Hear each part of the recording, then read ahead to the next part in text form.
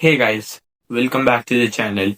And today we are going to analyze one of our subscribers' game, but this one is not Blunderous, which is crazy for me. I know my subscribers, they're pretty dangerous, but this one you can see 85.9% accuracy by our subscriber and 77% from his opponent. So let's start the review. E4 is a very logical move. Now comes the move E5. Knight f3 makes sense. Knight c6, bishop c4. So the classic Italian opening, and we get the move h6, stopping the fried liver attack. Of course, it's a very classical opening. Just going this, not right now, obviously, but yeah, something like this, and this is the fried liver attack. You can also defend it like this, but we don't have to see it because now we see the move d3 after the move h6, which is an inaccuracy, but I don't think so. It's pretty good. The best move would have been d4, just going in for the center. Of course, the center is very important for us, but d3, not a bad move. Knight f6, the best move played by the opponent. Now we castle, we go into the theory back again. And yeah, now it's complete theory again. Now it's the Gucci piano. I don't know how to pronounce it, but I know the opening quite well. And we say, yeah, this is very, theory based game right now. Castles, the best move. Yeah, d4 now. E takes d4 is a mistake because apparently you can just take back, he goes back, and you have this crazy pawns. It doesn't matter which one, knight you attack, but yeah, it's going to be good for you. And yeah, this is what happened in the game actually. And now we come to see the move e5. Okay, it's good move. Attacking the knight. And yeah, the position is bad. If a move like d4 is suggested to you, like takes, and takes, it's bad. Okay. Uh, yeah, just move the rook, and we are just up 2 pawns. This is very good for you. But what happens in the game is knight to h7, which is inaccuracy, but I think so. It's the most logical. It's very hard to find the move d5 at any level. This game is probably around 1300 elo, but yeah, at any level it is a very hard move to find. Now we see the move knight c3. We go d6, attacking the powerful center that white has. We see bishop f4, which is an inaccuracy apparently, but it's a good move. And now we take. We should not have traded the queens here. We should have either taken with the knight, or I think so. We should have taken with the knight only because this bishop is like having a great diagonal, and like for example this and this happens. Yeah, this diagonal is also very good. He cannot really push this pawn because the king is pinned to the pawn. So yeah, this is a very good diagonal for the bishop. So yeah, I don't think so. You should take with the bishop and with the pawn. Now you don't have an attack. You were creating a great attack, but now we trade. Okay, we should have traded the queens first, but yeah, that is. I don't think so. That is a good move because of course you can take and take, and now you have this isolated pawn. Of course, you are stopping my pawn from going towards the eighth rank, but yeah, this is pretty scary. Here we see the okay. This happened in the game. No, actually now queen takes d8, which is bad. So what our subscriber should have done is just go queen up, or maybe just take this.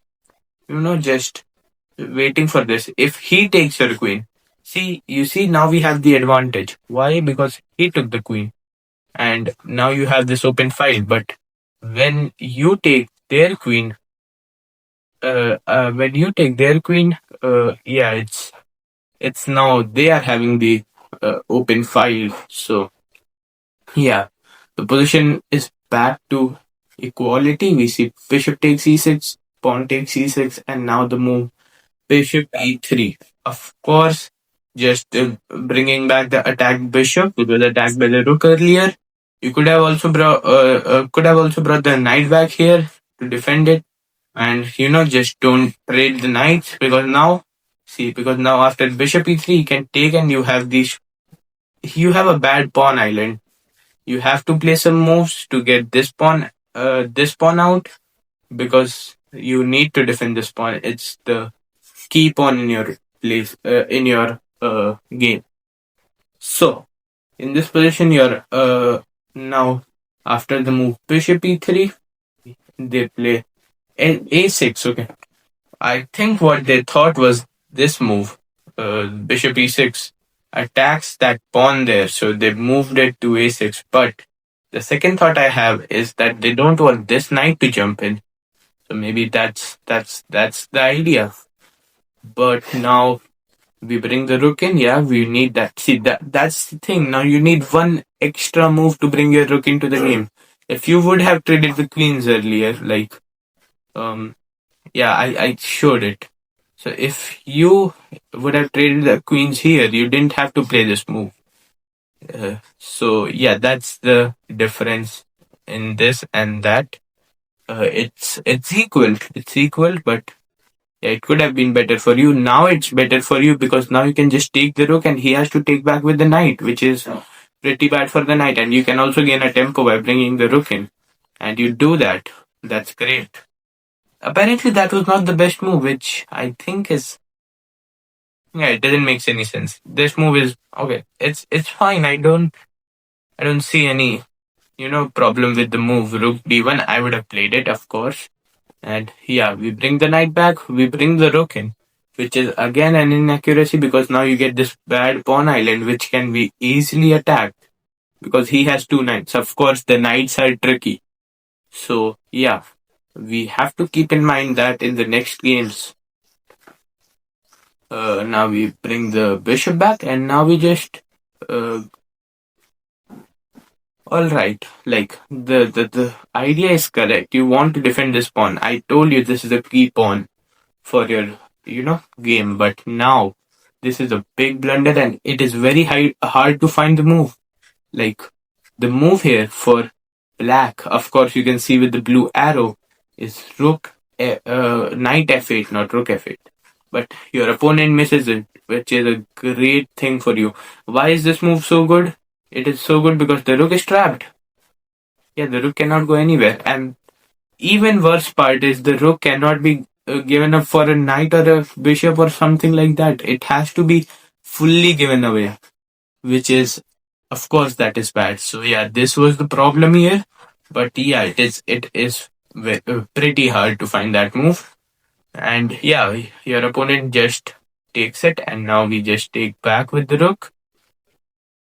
And the bishop attacks the rook now. We check. He blocks with the knight now. So yeah, we really dodged a bullet there. We go rook b8 attacking the pawn. No way to defend it, so we have to give that pawn up. But I think so we can get some counterplay with some moves like g5. It's a mistake actually. But yeah, any move I play is a mistake obviously. Okay, now it's an inaccuracy. Yeah, so the idea of g5 or something like this is just that if he takes your pawn, you just push the knight and you get the key pawn. Wait, that's a miss. Oh yeah, you also get this pawn. Yeah, I forgot about that. And yeah, of course you cannot go in because now this is threatened and mate is threatened. So you have to come out, and then yeah, it's pretty scary. Discoveries and all. So yeah, we should get back to the position. Yeah. So now your opponent after this played King h7, which is a random move. I don't get it. Like, now, yeah, I would have done this because this bishop we have to remove it. If the bishop moves anywhere, like actually there is no moves for the bishop. So yeah, this would just he has to give up the bishop, and yeah, that would be bad.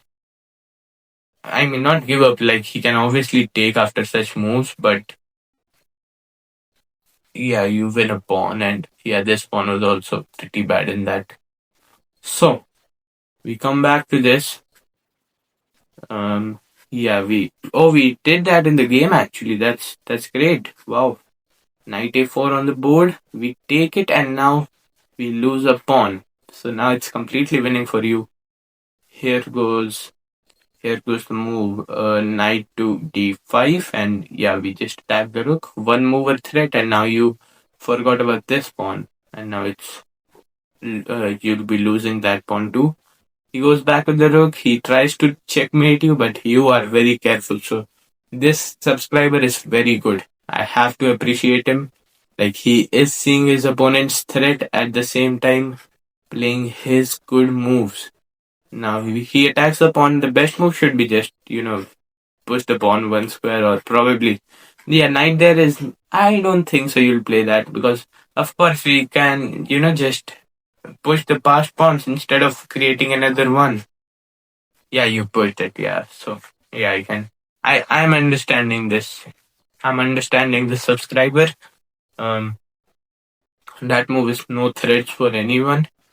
We bring the knight in. We take another pawn. He takes a pawn, but now we just protect this one. No, sorry, my bad. We protect this one as I was showing it. We attack the rook. He moves the rook. We attack the rook again. Now this is a bad move because of this. Yeah, and it is disaster for you because now this doesn't defend it. Sadly, well, you could have just kept on pushing this, but of course, um, maybe my subscribers are better than me. I just blundered mate in one. So maybe there is some hopes for Black if he's playing me, not my subscriber. Even though my subscriber is lower rated than me, he's like 1300 and I'm like 1800. But yeah, so yeah, that's a good move. We can now defend with, we can just go knight e1. He attacks. Now it's just completely over. Oh, that's a good sacrifice. We respect such sacrifices. You can't just take it because now the pawn is pushing and nobody can stop it. And this is going to be a win. So we sack the knight. He goes back. Now we bring the king in. Yeah.